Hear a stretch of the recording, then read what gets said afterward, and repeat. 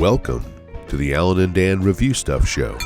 I am your host, Dan Burke, and as always, I have the privilege to be joined by my co-host, Alan Freeman.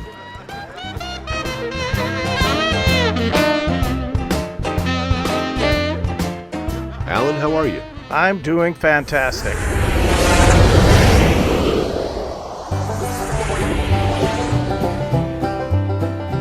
Welcome to the Billy and Dan Show.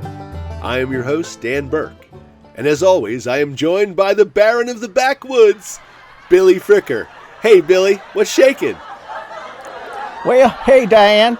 I was just in the back 40 milking the bulls and herding the cats. Billy, are you drunk again?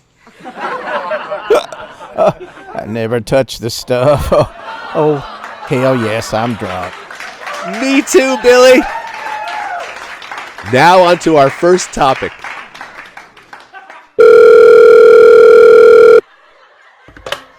Hello? Dan, it's Alan. Alan who? I don't know any Alan. Say, how did you get this number? Listen, I went back to the future. I mean, I'm back from the past. I went back in time and changed things. Billy, we have a time traveler on the private line. Billy, he may be more drunk than you are. Not a chance in hell, Danny.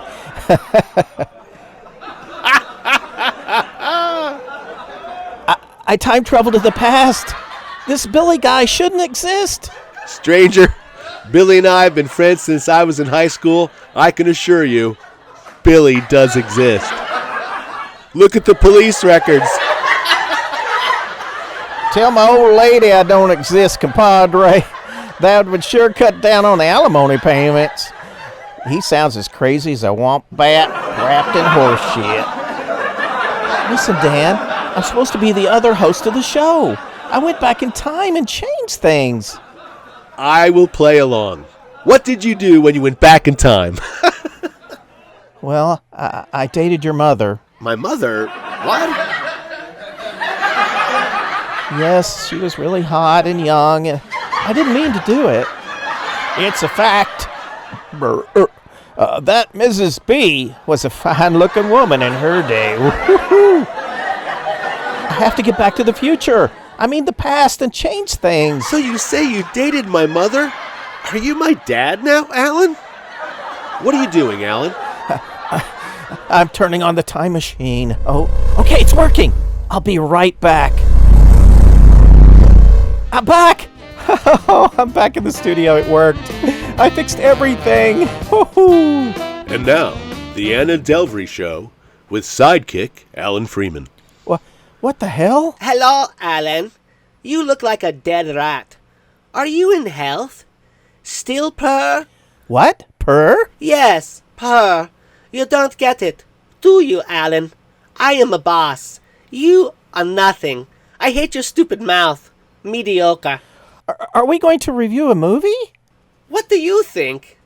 Without me, you are a child. Without his mama to suckle him. Are you my baby, Alan? Where's Dan? Who? Dan? The janitor? Oh, hi, hey, Mr. Freeman. Just here cleaning the dirt off Miss Anna's shoes. Do it faster. Then get out. You filthy little man. Oh, men are stupid pigs. You are nothing special, boy. Clean my shoes. Dan, you're the janitor? The shoe cleaner? Well, more of a servant, really. I never really get paid. He is useless, like a dumb monkey. Silly monkey man. He is lucky to know me. Anna, you have run up some huge bills on my credit card.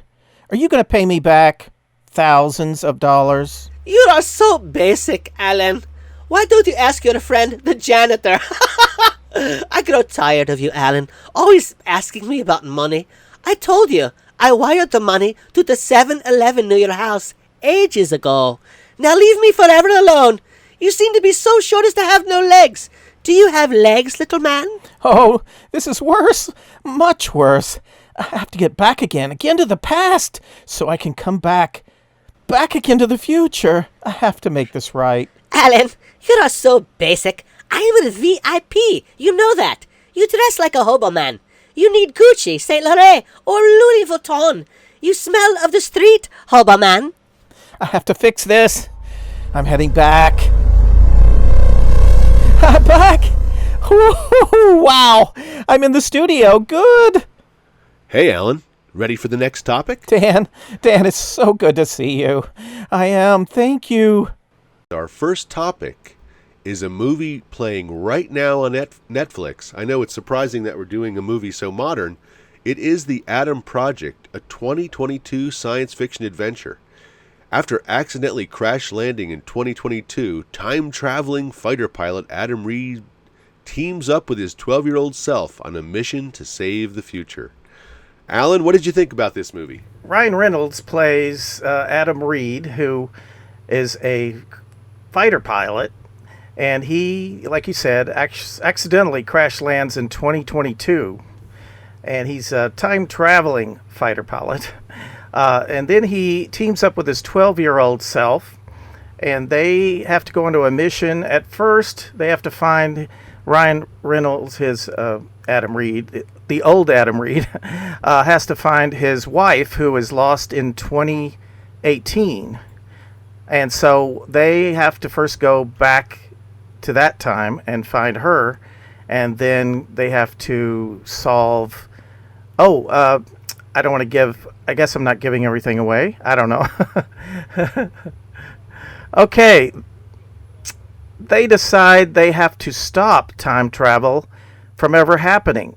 And so it turns out Adam Reed's dad is the one that came up with the system to do time travel, but then he was killed.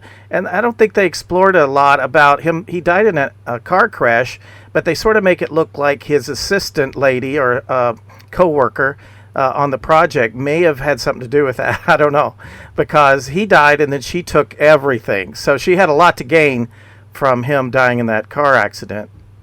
So anyway, that's the premise, and there's a lot of special effects, and it's sort of like the Galactica kind of thing where they're shooting and they're disappearing, they're dissolving, and there's a lot of laser fire kind of stuff. Yeah. What did you think of the kid? I thought he was good. To me, he looked like he was, like 8 or 9 years old? He's supposed to be 12, and they did say he was small for his age, but and he was a really good actor, though. Could you imagine what it might be like, Alan, to go back and talk to your childhood self? No. I think that would be such a crazy, weird experience. It's hard to wrap my head around that. In 1968, Owensboro, Kentucky, young Alan Freeman enters his room, only to find a strange man in a silver spacesuit standing there. Who are you? Don't be afraid. I am you from the future. Why are you in my room? I just told you I am you from the future. Your future self. Sounds like bullcrap. You don't look like me. That's because I'm 65 and you're 12. I don't believe you. You're not me. I know all your secrets. Like what? Like those magazines you hide in the back of your closet. Oh, those magazines. Okay. Let's pretend I believe you. What are you doing here in 1968? Hey, those are my comics. Put them back. I'm taking them, all of them. No more comic books. What? No more comics? It's a waste of time. Stop reading comic books. Stop drawing comics. Don't get a BFA. Don't have a graphic art career. And don't work on comics or at gaming studios. Study math and statistics. What's a BFA? Math? Oh, that sounds really boring, old man. Why would I do that? So we can build the time machine. And come here, and I can talk to you and change things. I studied math and statistics? Yes. Then why do I have to do it? It's already done. That's not... Just listen. Don't marry your first wife. She's crazy. Also, never go to Yemen, even if the trip is free. My first wife? What's wrong with her? I have other things to tell you that's way more important. Listen. Am I some kind of loser in the future? No, you're fine. It's okay, really. Doesn't sound like it. Hey, what are you doing? That's my guitar and camera. Put them down. I'm taking them. You have to forget music and photography. They are a dead end. All you do is play smoke on the water and shoot photos of models. Study math and science, physics and relativity. Models? Really? That's it, mister. Hands up. I forgot Dad has guns all over the house. Don't shoot me. Listen, kid. I'm here to help you change the past. That was a warning. Drop my stuff. Okay, I'm dropping it. Next one goes between your eyes, mister. Please. I need to change the past and make things right. Looks to me like you want to change your past. I don't want your future. Now get out, or I'll shoot you. Kid, if I leave this stuff, your life will be hell. You gotta trust me.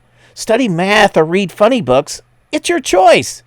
What is it gonna be, kid? Do you want to be a genius scientist or just a weirdo drawing dumb stuff, taking strange photos and making boring movies? I choose the comic books. Hey, where'd I go? It's like he never existed.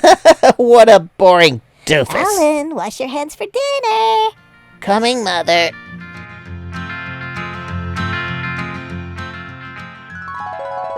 Do you think it would make a difference? I don't know if it would make a difference. Would your younger self listen to your older self? That's the question. Could you make any change? I don't think so. I don't think so. I don't think they would. They would go with what they wanted to do in the first place. I think you're probably right. I thought what was good about this kid was he was kind of snappy and a smart aleck the way Ryan Reynolds is. Oh, that's And he true. had to do that. He was basically playing young Ryan Reynolds, And At the very beginning, I was a little perturbed about how he acted. And the mother, too. Jennifer Garner plays the mother, and I didn't believe any of it. The way they were talking back and forth, and how that she was rushed around, and he's got a smart mouth all the time, and I thought it just seemed a little too contrived. Yeah. Scripted. Well, it's a movie. Yeah, it's scripted. So does Ryan Reynolds have some kind of contract now with Netflix where he makes a movie every 2 months with them or something? Is something going on? Or I would say so. Yeah, definitely. Yeah, because he had that Red Notice thing. That was a horrific thing. And then they have they had a couple others, I thought. Maybe I'm missing it. I don't know. Maybe they have this now. Yes, there is a couple. Yeah, there's a couple others, and they're all action. All action. Yeah. Oh, and the others, he acts like Deadpool without the costume. But this one, I thought he was trying to do a character, something other than Deadpool. So that was good. I thought he pulled back a little bit on his really fast smart aleck comments. This is more of a a 45 play than a 65 play for Ryan Reynolds. Yeah, it was a little refreshing, actually. Yes, because he beats you down with that. What did you think of Mark Ruffalo? He finally gets a job after the Hulk. Yeah, I liked watching him. He was fun. Yeah, he was believable. He's doing his lecture, and then he was trying to figure out what they were doing. They're trying to explain it to him. Yeah, I thought he did a good job. Yeah, I thought he did a good job. So tell the audience, because this is all about spoilers, folks. Too bad if you're in on this party. Tell us about the end and what you thought about the end. Oh, I was disappointed about the girlfriend, or the wife. That was pretty sad. She gets blasted. Yeah, she stays behind so they can escape.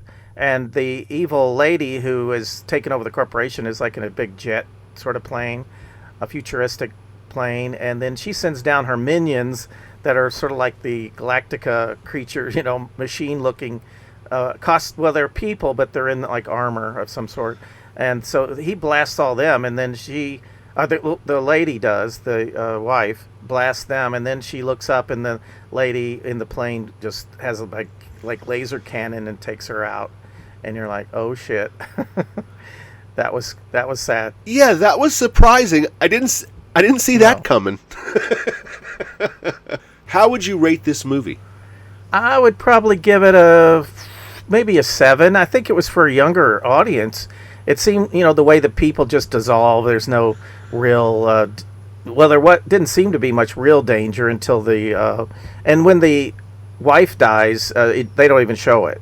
So it's a lot of it's like cleaned up for maybe 15-year-olds, that kind of thing. Yeah, I thought this definitely could have worked on Disney Plus, and maybe they turned it down. We don't know.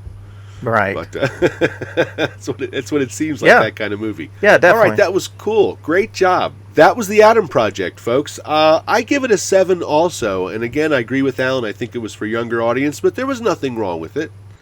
Our next topic is one of our favorite films, Tropic Thunder from 2008. Starring Ben Stiller, Robert Downey Jr., Jack Black, Tom Cruise, Brandon Jackson, and Jay Baruchel.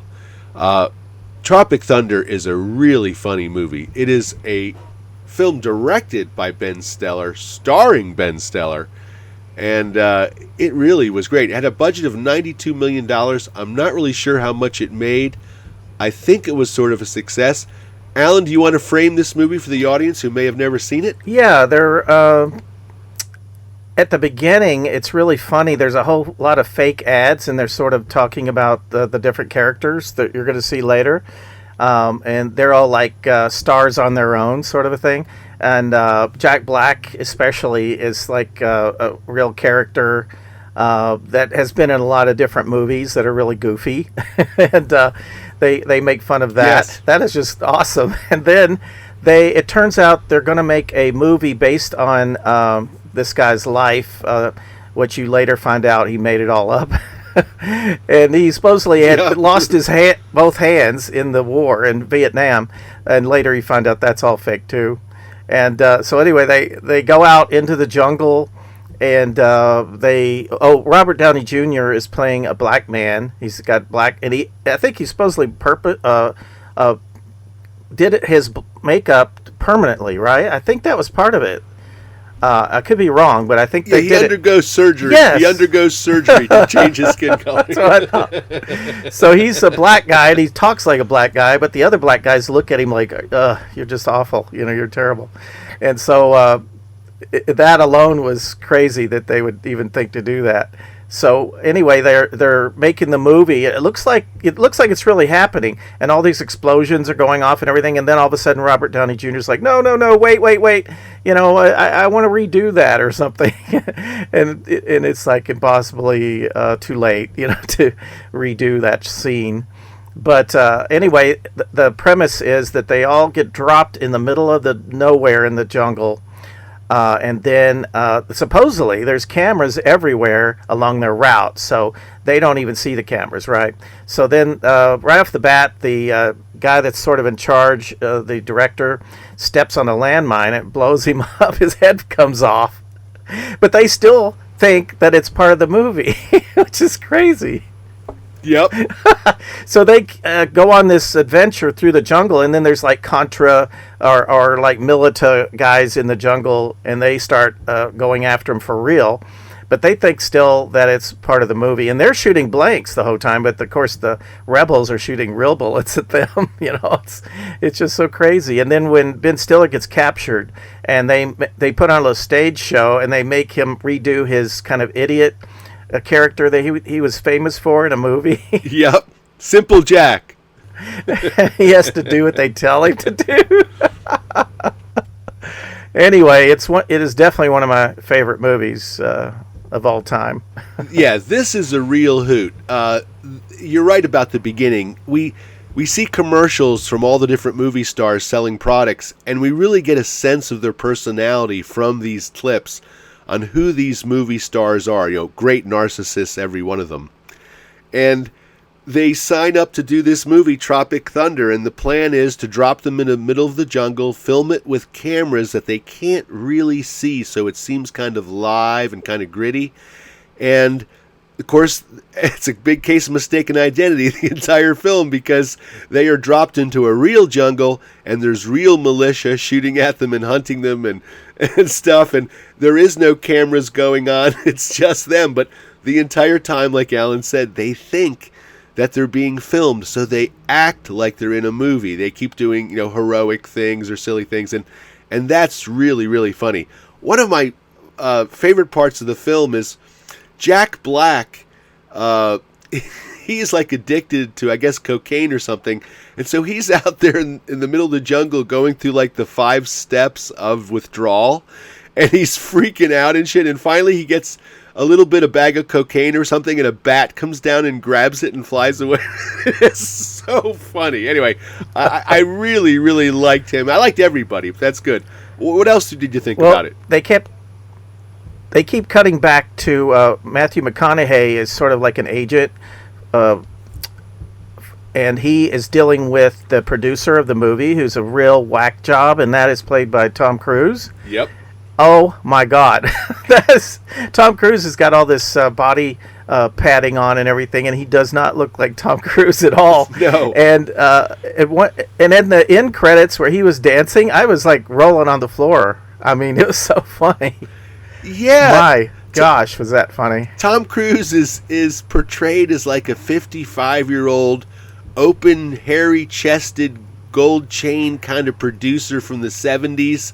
But real gruff and real angry and real cursing every 5 seconds, and he is hilarious. And yes, he's a great part. He plays this guy called Les Grossman, the producer. It's all his money, and he is right. Great. You know, what's the other great part in the film is, at one point they set up like this $1 million shoot where they're going to make these explosions go off, and they only get one shot to do it and everything.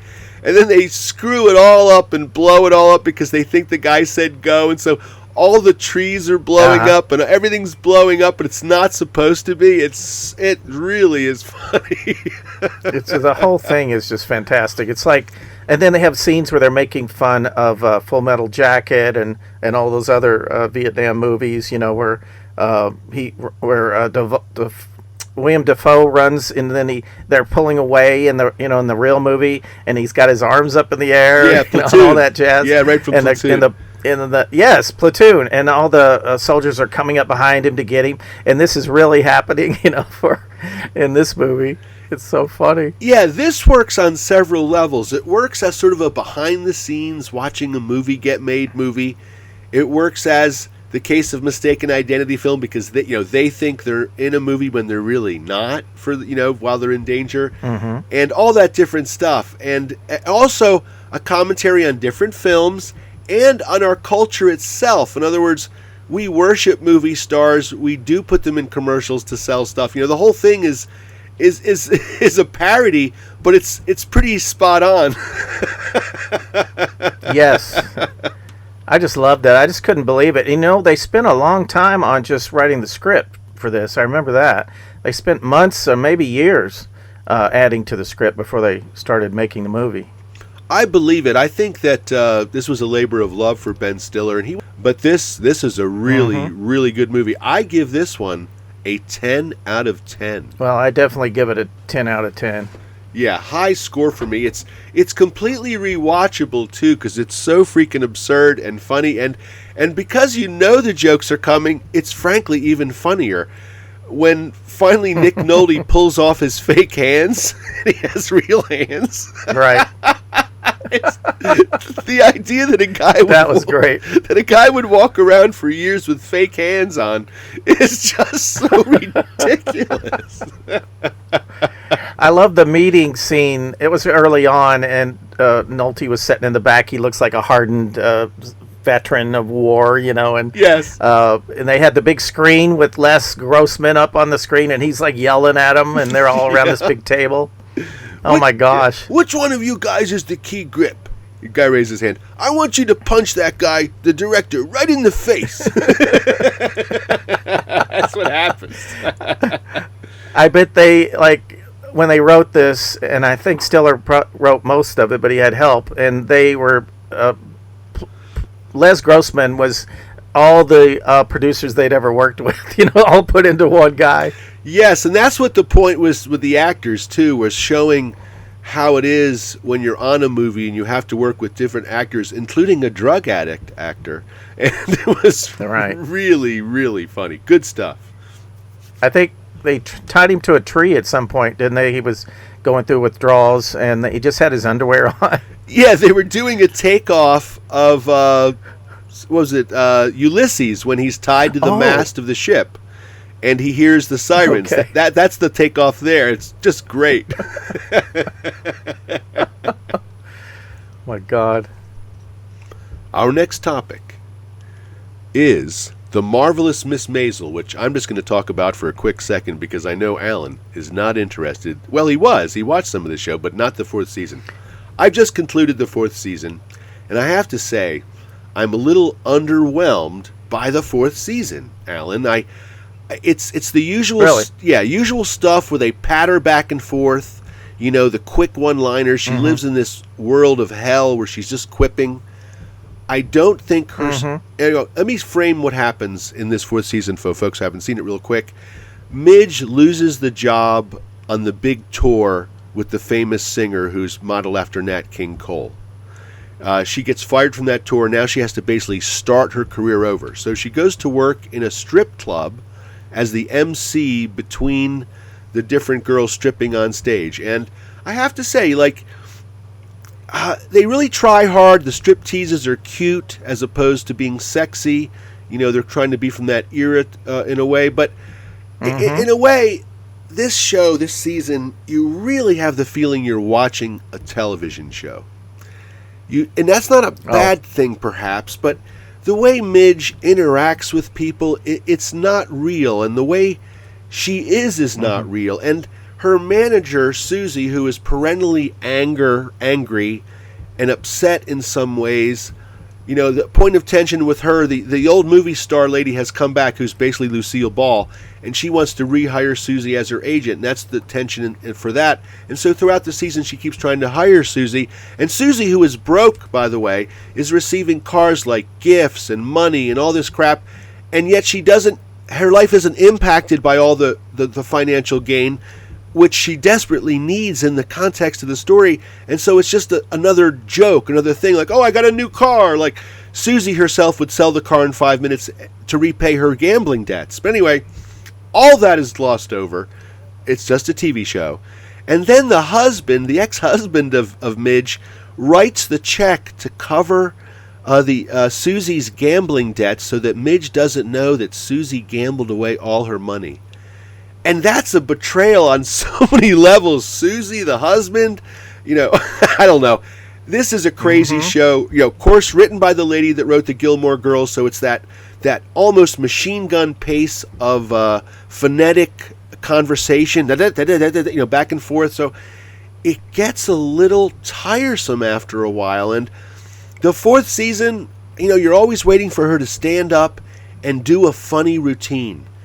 But her routines aren't funny. They're more of like someone bitching about being either a woman or a housewife or a comedian. Like, first off, here's an example. Her first routine goes, revenge. Revenge. I want revenge.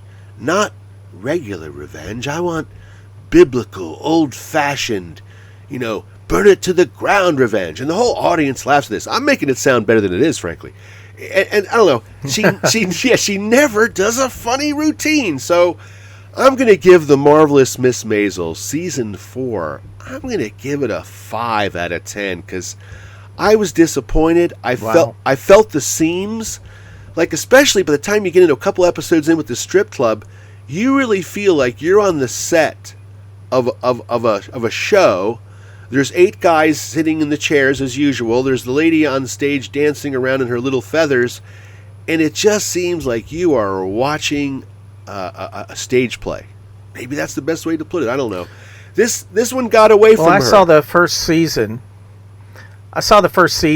And I already felt that way. I thought the sets were fantastic, and she was good, really good, outgoing and all. But it was that frantic, fast-paced talking that just turned me off, and I didn't come back, for the other seasons. But I could see what they were shooting for, and it's like those movies from the 40s, 50s, somewhat, and it's just bantering back and forth really fast. The Katharine Hepburn and Spencer Tracy comes to mind because I saw that movie at a theater later years, and a revival theater, and I saw that bantering, back and forth thing, and it gets exhausting. Yeah, it is exhausting, and it's not real, but, they're trying to write an interesting show. I think what the most unsatisfying part of the whole show is that nothing really happens. Midge gets another job, she gets another job after that. The old Lucille Ball character is trying to hire Susie. It doesn't get accomplished. And so this is sort of like a floating in the middle of the water filler season. Like, we don't really advance on any level, anything. So, at some point, Midge has to find out that Susie has betrayed her and spent all her money on gambling, and that's a big decision point for the characters. Like, they shouldn't have written it into the story if they weren't going to bring us to that conclusion, that confrontation, because if your manager is ripping you off, that's a big deal. Yes. And it's real. Yeah, it's such a betrayal. It's a real thing. Yeah, it's such a betrayal on every level. So, no matter how Midge's career proceeds from this point, she is being stabbed in the back by everybody she trusts. It's crazy. Now, we're going on to perhaps my favorite television show of all time, and that is The Office. A 2005, can you believe it was 2005 already? A sitcom. It was a comedy. It ran for 9 seasons. It starred Steve Carell for 7 or 8 of those seasons. Jenna Fisher, John Krasinski, Rainn Wilson, Angela Kinsey. Just a fantastic, fantastic cast. And I'm going to frame it real quick. The Office is about working in a mundane paper company. And it basically focuses on the tension between Jim and the receptionist Pam, and if they somehow will get together. Because they've fallen in love, we just have to wait 4 or 5 seasons for them to get together. Meanwhile, he has an arch enemy in the in the TV show called Dwight. And Dwight is the other paper salesman in the company who is basically, quote unquote, the arch enemy against Jim. And Jim is the hero, he's the one we're rooting for. So Jim is always teasing and playing pranks on Dwight, and Dwight is always reacting to the teasing and always trying to get one ahead on Jim, but he can't because Jim is just one step ahead. So that's the big point of tension, much like the TV show we did in one of our previous episodes, the movie did in one of our previous episodes, which was Employee of the Month. Drax, Shepard, and the main character have a tension. They're both working at the same place and they hate each other. This is that kind of tension where they have the one guy working against the other guy inside the office place. And basically, almost all of the comedy comes right from that point, the tension between Jim and Dwight. And then, of course, the next point of tension is that Michael is a terrible, terrible manager. And we follow much of his adventures as he falls in and out of love, affairs with his superior at work, and all kinds of things happen. And Michael's the hero a lot that we follow, but sort of like an anti-hero because he's such a jerk that we're really sort of rooting for Jim, and Michael is a part of the problem or the tension or the comedy in the show. So thanks for giving me that few minutes to talk about that show and sort of frame it for folks, because obviously everybody by now has seen The Office. If you wanted to, tell me what you think about The Office, Alan. It's probably my all-time favorite TV show, actually, and when the pandemic hit, I rewatched all of it. I watched the entire 9 seasons, and what I realized was that I had not seen the last season, a lot of the last season, and it wasn't the best anyway. I mean, once Michael character had left, it wasn't quite the same, and they had a few other good guest actors come on, but it just wasn't the same show anymore, really. But one thing I wanted to say is another big part besides the Jim and Dwight Schrute conflict is you have the Jim and Pam romance, and Pam is the receptionist. And at first they're just kind of winking at each other and doing little jokes to each other, and then as time goes on, they get married. Way later on. But at first, the other tension is that she is dating this really ridiculous guy. He's just a bruiser-looking guy that works down in the plant part. Like the basement part is where they're actually making the paper. And so he works down there. And so he's always popping in, and Jim is like trying not to pay attention to him or look at him, and you've got this tension going, but eventually they do hook up, But it's fun how they kind of team up against Dwight as well.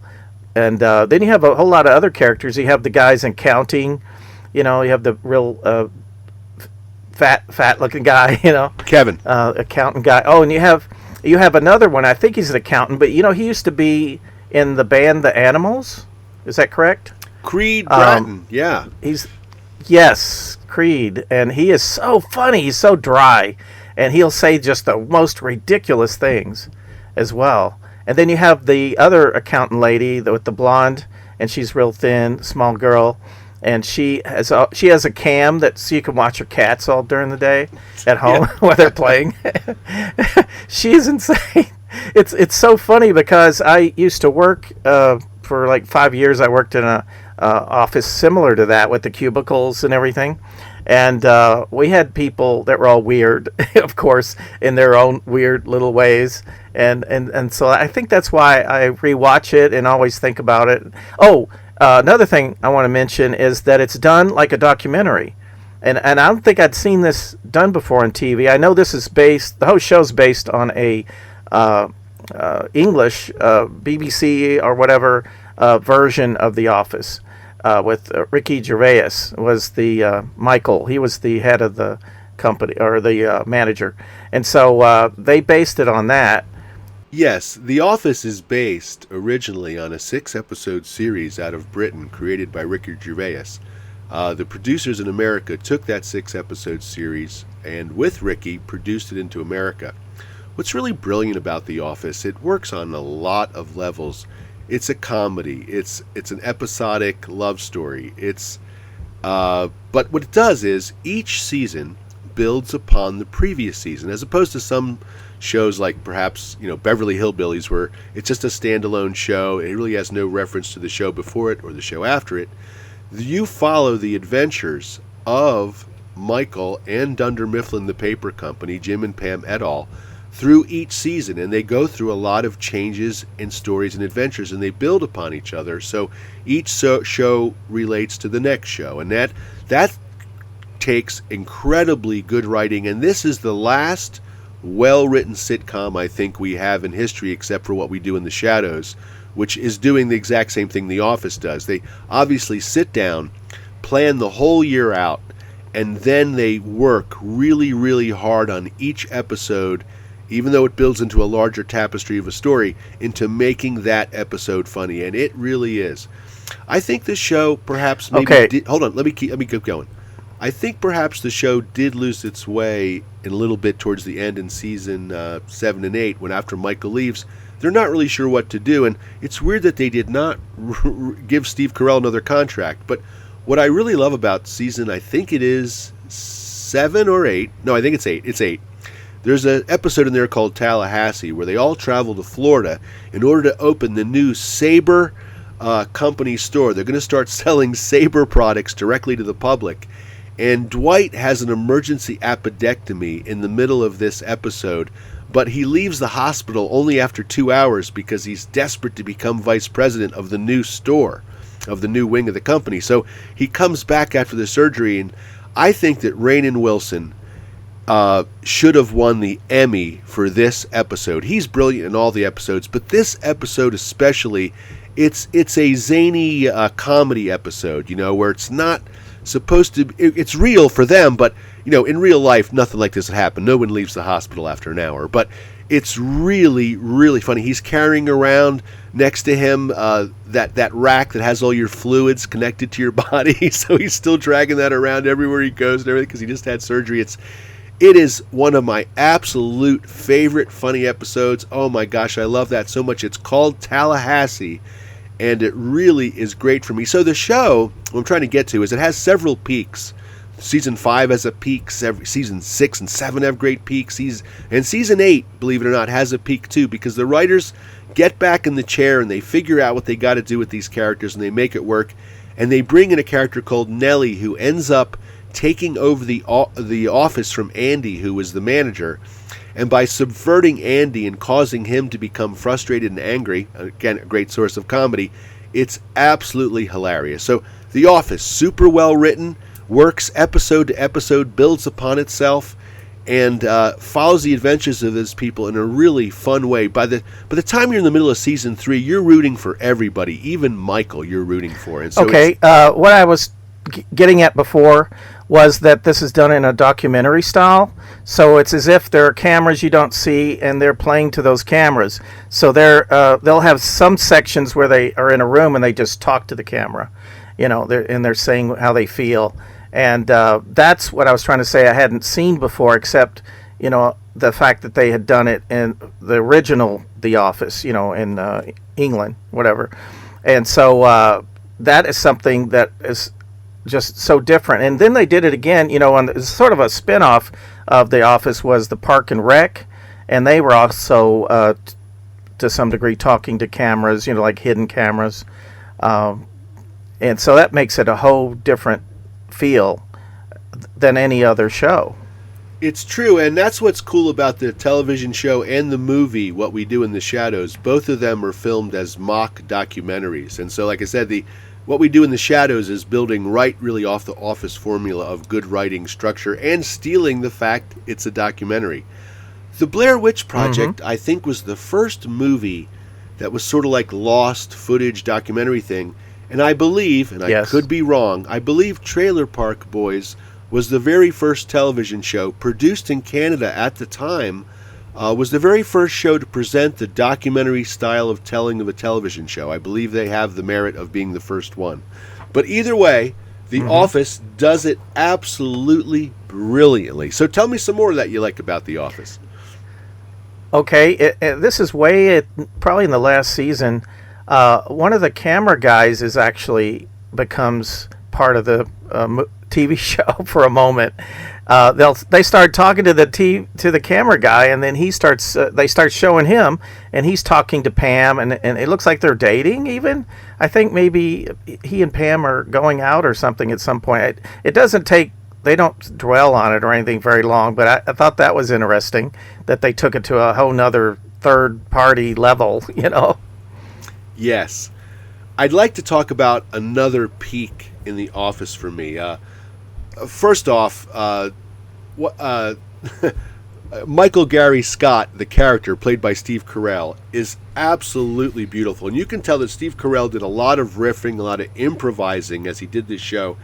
Anyway, he has an affair with his boss. And his boss is a psychotic, narcissistic lady.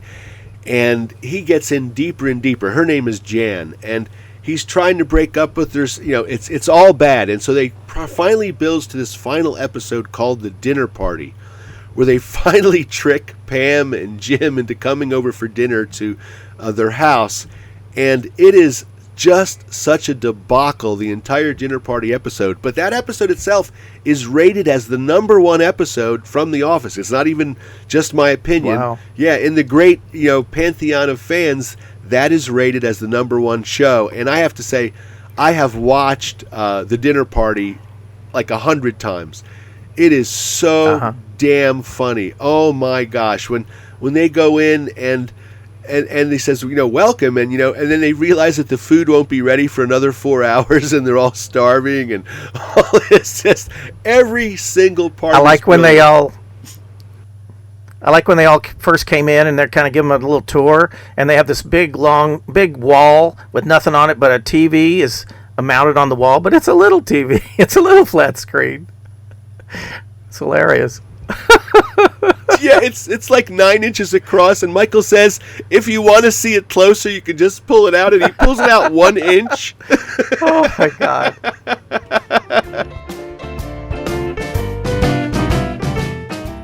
Our next and final topic is Groundhog's Day, the 1993 comedy romance movie starring Bill Murray, Andy McDowell, Chris Elliott, and directed by Harold Ramis, who has passed, of course. He's the fellow who made Ghostbusters as well and starred in Ghostbusters. Groundhog's Day is one of my absolute all-time favorite movies. And what's interesting about Groundhog's Day is that for those who are writers and those who are interested in writing and storytelling, Groundhog's Day invented a new kind of story.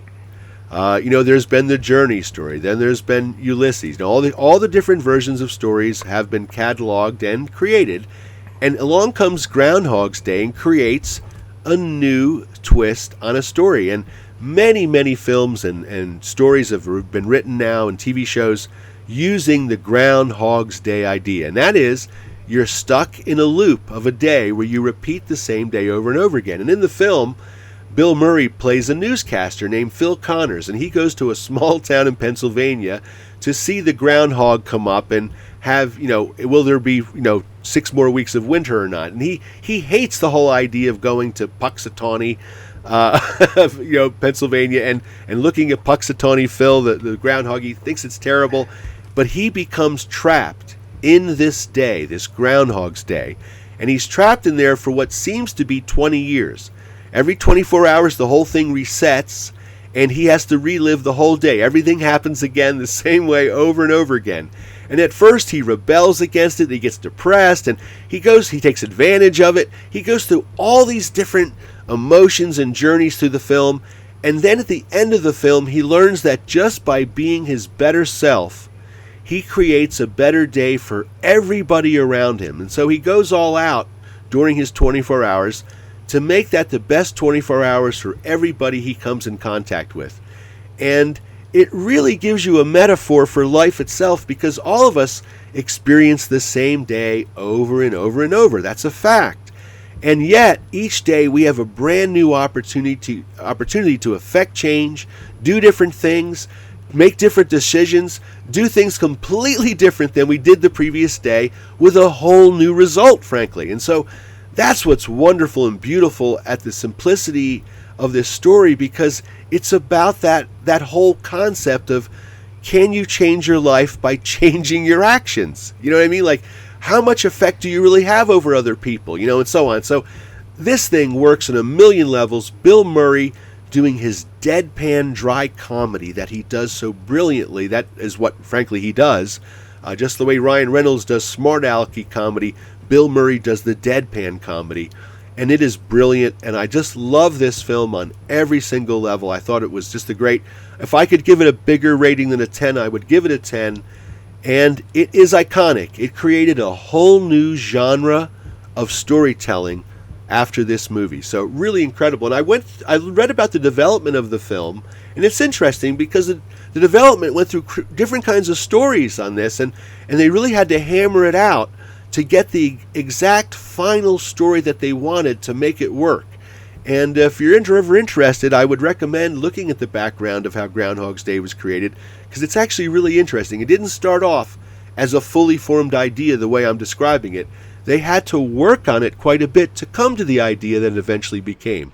So, Ellen, what do you think about Groundhog's Day, the 1993 comedy? Well, the first time I saw it, I definitely gave it a 10, and the way they repeat things was very unique, and the way, like you said, that he kept reacting in different ways to the same situations that kept happening, and then he finally learned to be nice to everyone. It was like a moral tale there, but I definitely think it's Bill Murray's best movie, and I say that difficultly because I really loved him in Caddyshack, but he's not like the big star of Caddyshack like he is in the Groundhog's Day. There's a lot more of Bill Murray in that, but Caddyshack is the movie I know a lot more about. I have read a book about the making of it, And so, but anyway, the Groundhog's Day, I've tried to rewatch, but since it's already repeating so many things so much, I just can't get into it like I did the first time, because that's like the big reveal for everything, is when you see it the first time. There's certain movies that have moments for me that when I see that part of the film, there's an exhilaration that builds inside my stomach, literally. And I'm like, wow, this is the point of the film. And sometimes when you see that in a movie, it kind of resonates so hard in your life, you say to yourself, you know what? I think I'm going to change. So here's where the peak of this movie happens. We're in a little small bar, and Chris Elliott is trying to hit on girls and trying to hit on Andy McDowell, and they're at they're at the party that happens every year on Groundhog's Day. They're at the annual party inside this hotel, but they're in the small bar next to the big party room, and you can hear the music and the party going on. And Andy McDowell turns to Chris Elliott and she says, "Do you know where Phil Connors is?" And a girl is going by and she goes, Phil Connors, he's already inside. And Andy McDowell, confused, is like, Phil's already inside? And so she walks into the room and you hear this band playing this like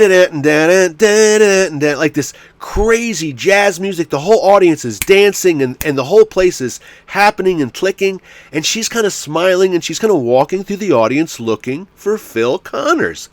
She walks up and she sees the stage, and on the stage is Phil Connors in black sunglasses playing the piano, basically leading the band.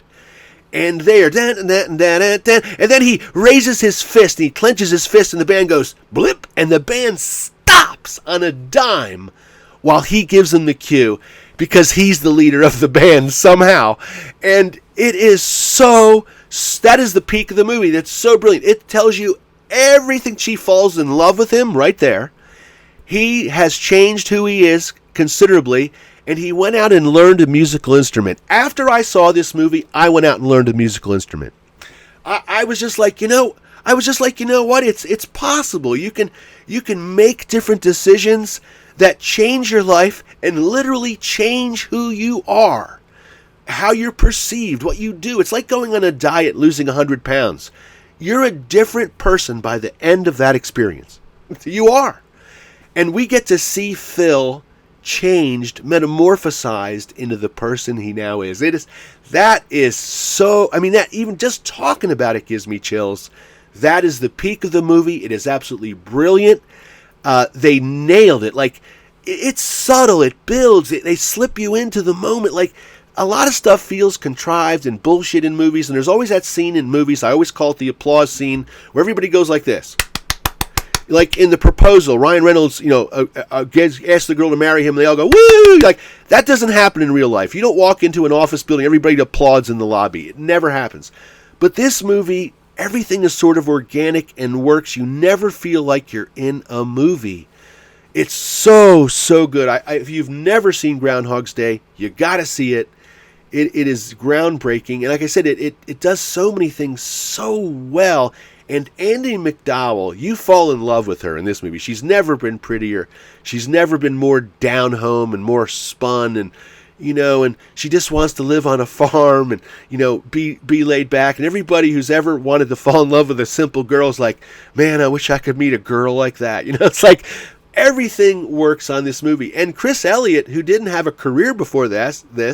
He gets in this movie, and he's great as the sleazy cameraman, and even he is eventually charmed by Phil Connors and comes to admire Phil. It's just such a great movie. So, anything else you think about it? No, I give it a 10. I think I agree. I agree with what you're saying. It's so well produced too, the lighting and everything. It's just like top notch all the way through. Yeah, it makes you giggle, too. It's one of those films, that's why it's rewatchable for me, because it makes me giggle, because you're watching him know everything. There's a lot of, like I said, if you kind of sort of chronicleize the whole thing, I think he's trapped in Groundhog's Day for almost 20 years.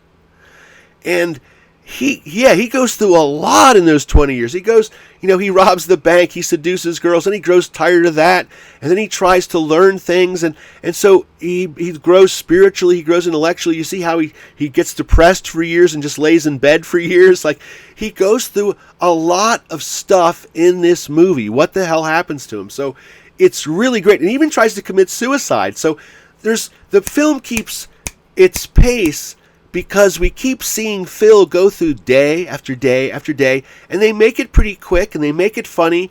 And so you see how he's able to, go start taking piano lessons, and then after like 5 to 10 years of taking his piano lessons, he is really great at it. But every time, it's always the first day for everybody he meets. So when he meets his piano teacher, he walks up and goes, "I'll give you $1,000 for a 1 hour lesson," and she grabs the kid she's teaching, throws him out the door, and says, "Come on in." So, and he does that all the time to get his lesson. So it's really great.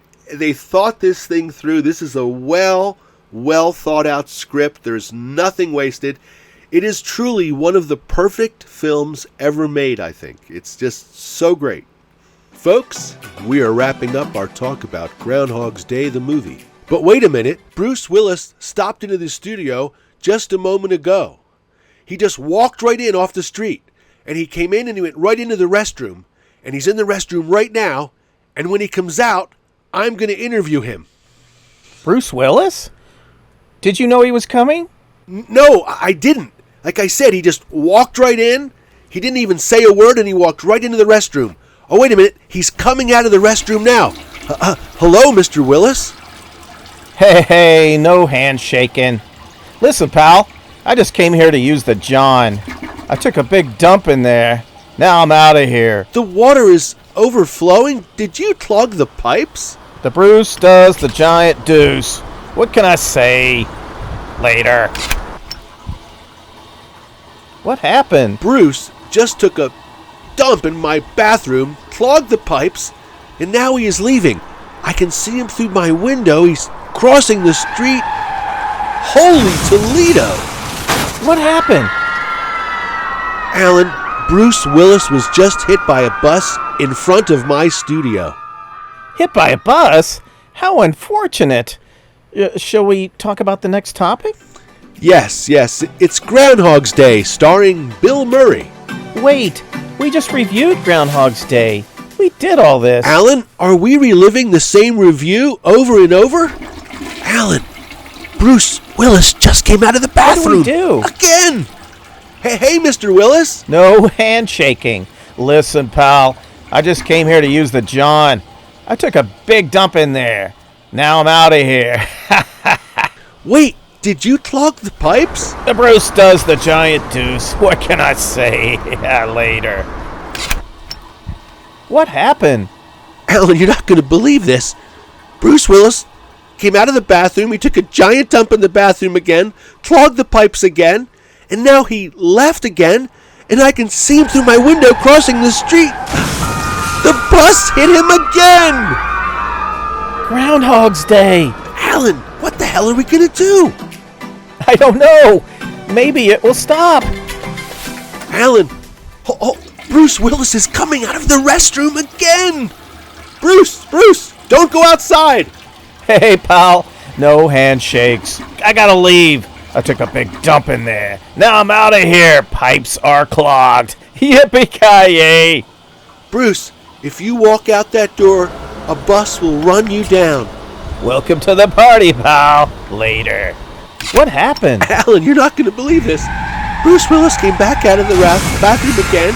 He took a giant dump again in my bathroom, clogged the pipes again, and he was rude to me again, and now he just left, and the bus hit him again. Only one thing to do. What is it? Change topics. Quick! Oh no, he's back! No handshakes. Listen, pal, I just came here to use the John. I took a big dump in there, and now I'm out of here.